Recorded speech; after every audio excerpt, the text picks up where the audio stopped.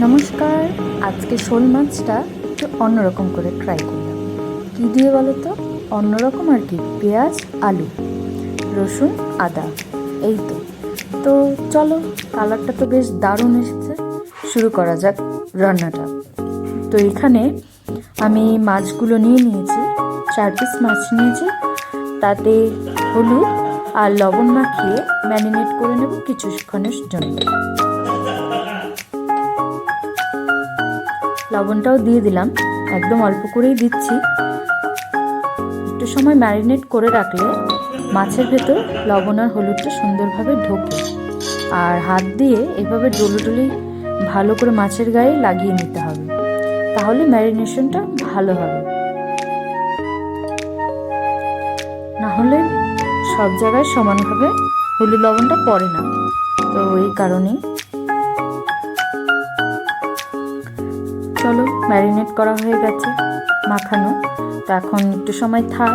আর এদিকে আমি কিছু মশলা রেডি করে নিয়েছি একটা আলু টুকরো করে কেটে, পেঁয়াজ সোমবারে দেবো, আর কিছু পেস্ট করব, টমেটো, আদা, রসুন, লঙ্কা। তো এখানে মিক্সির বাটিতে পেঁয়াজ কুচি, কাঁচা লঙ্কা, টমেটো আর আদা রসুনটা পেস্ট করে নেবো একদম মিহি করে। তো অল্প জল দিয়ে, একদম সামান্য পরিমাণ জল দিয়ে পেস্ট করে নিয়েছি। এখন বাটিতেও ঢেলে নিলাম। কালারটা সবুজ সবুজ এসেছে, কারণ সেই কাঁচা লঙ্কার জন্য।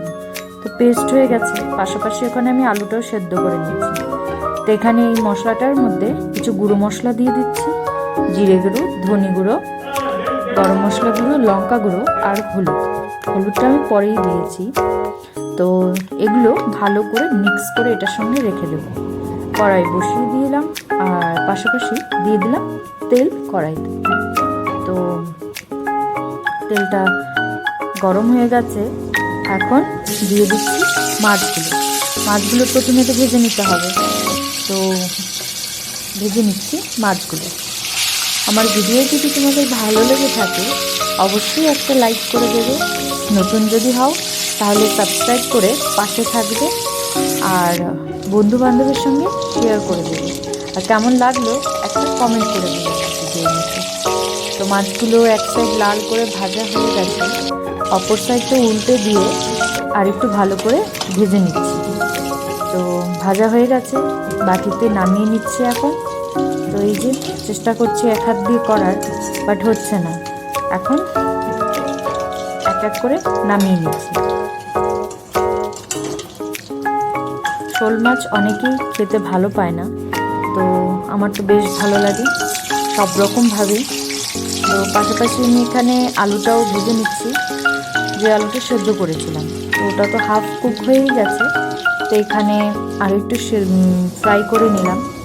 দেখতেই পাচ্ছ একদম বেশি করিনি, একটু হালকা মতোই করেছি। চলো আলুটা নামিয়ে নিই।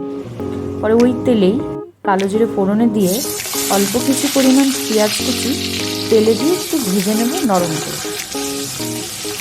তো পেঁয়াজটা আমার ভাজা হয়ে গেছে, পাশাপাশি দিয়ে দিলাম তৈরি করে রাখা সেই বাটির মশলা, দিয়ে এটাকে ভালো করে মিক্স করে নিচ্ছি। তো এটাকে এখন কষাতে হবে। তো আলুগুলো এর মধ্যে দিয়ে দিলাম, কারণ আলুটা 80% মতো সেদ্ধ হয়েছে। তো এই মশলার সাথে দিয়ে ঢেকে কম হিটে ভালো করে ফ্রাই করে নিয়েছি।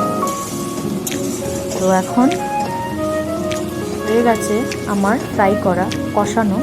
তো এখন আমি জল দিয়ে দেবো, গরম জল। তো জলটা ঢেলে দিলাম, ঢেলে দিয়ে মশলাটা ভালো করে মিক্স করে দিয়ে ফোটার অপেক্ষা। তো ফুটেও গেছে ঝোল। তারপর এখানে মাছগুলোও দিয়ে দিলাম, সেটা দেখতেই পারছো।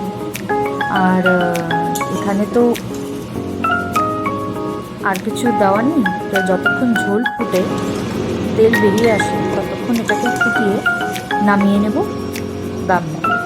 তো চলো, হয়ে গেছে, বন্ধ করে দিলাম, নামিয়ে নিয়েছি। কি সুন্দর কালারটা এসছে, লাল লাল ঝাল ঝাল মাংসের মতো কষা মাছ।